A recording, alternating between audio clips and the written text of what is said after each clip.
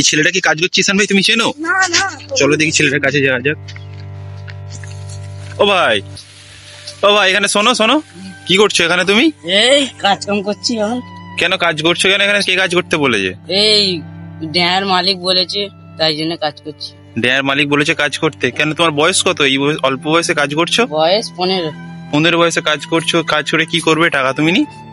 এবার কাজ করে ঘরে খাওয়া দাওয়া করবো। ঘরের সব লোকেরা অসুস্থ হয়ে আছে। কেন তোমার বাড়িতে কে কে আছে? বাড়িতে মা বাবা সব আছে, তাই জন্য সব অসুস্থ। তুমি বাড়ির বড়? হ্যাঁ। বাড়িতে কেউ নেই? না। ক টাকা দেবে তোমাকে এখানে কাজ করলে? এই যত দেয় 200-300 দেবে মনে হয়। আচ্ছা, তুমি এখানে কাজ করো, থাকো কোথায়?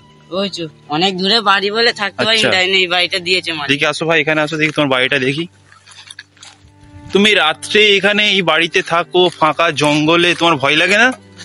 কিছু করার নেই, থাকতে তো হবে, গরিব ছেলেদের এরকমই দুঃখ। আচ্ছা, গরিব হওয়া কত কষ্ট গো।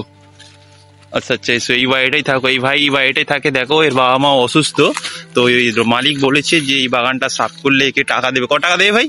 300-400 দেবে মনে হয়। 300-400 টাকায় তোমার সংসার চলে যাবে?